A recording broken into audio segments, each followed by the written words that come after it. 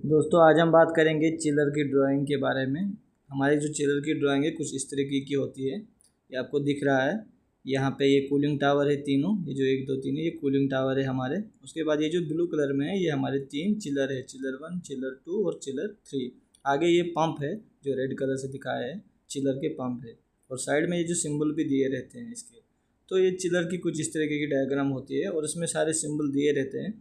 तो थोड़ा जूम करते हैं हम इसको और नज़दीक में देखते हैं कि कौन सी चीज़ कहाँ पे है।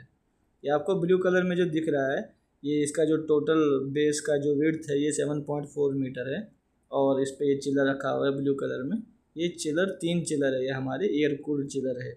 और ये फिर सामने जो है इसकी पाइपिंग चल, ये हमारे 4 पंप रखे हुए हैं, वाटर पंप।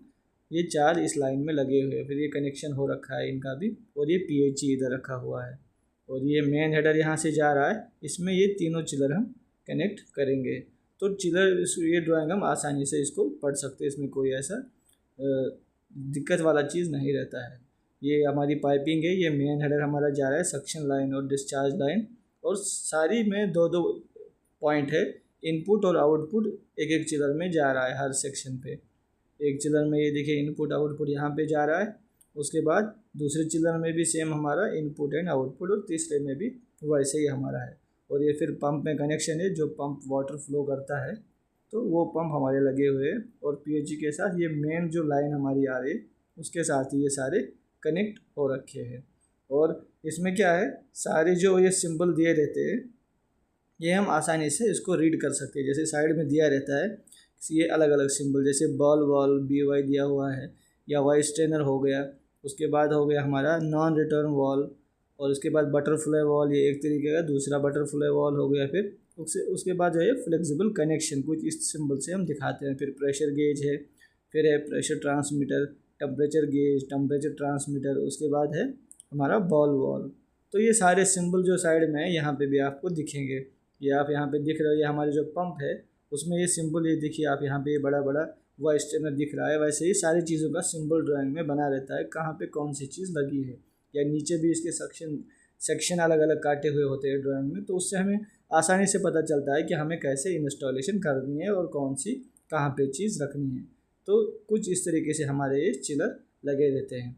आगे मैं आपको दिखाऊंगा एक्चुअल में जो चिलर हमने फाउंडेशन पे रखे हुए हैं वो आपको दिख जाएंगे। ऐसे ही हमने लाइन में एक दूसरे के बगल में 3 चिलर ऐसे रख दिए, और साइड में जो पंप है यहाँ पे भी वो रखे हैं।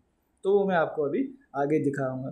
तो इस तरीके की ड्राइंग हमारी होती है ऑटोकैड में, जो हमें रीड करनी होती है और उसके हिसाब से हमें इंस्टॉलेशन इसका करना होता है। बहुत ईजी चीज़ है, उसमें कोई इतना ज़्यादा दिक्कत वाली चीज़ नहीं रहती है। तो ये आपको मैं दिखाता हूँ। अब चिलर जो हमने अभी रखा हुआ है, इंस्टॉल कर रखा है, ये देखिए ये फाउंडेशन बनी हुई है। ये लाइन में ही हमने 3 चिलर रखे हुए हैं, जैसे ड्राइंग में भी दिखाया गया था। तो इस तरीके से हमने ये चिलर रख दिए लाइन में। साइड में ये वाले पंप है जो चिलर में आपको दिख रहे थे ड्राइंग में। और सामने भी हमने पंप रखे हुए हैं अभी नए अपने, वो भी मैं आपको दिखाता हूँ। ये हमने फलाना से बड़ी क्रेन से हमने यहाँ पे ये चिलर तीनों लाइन में लगा लिए। अब बस इनका पाइपिंग बाकी है और कनेक्शन हम कर लेंगे। ये देखिए चिलर जो जैसे ड्राइंग में दिखाया है वैसे ही हमने इसको फाउंडेशन पे एज इट इज़ रख दिया है।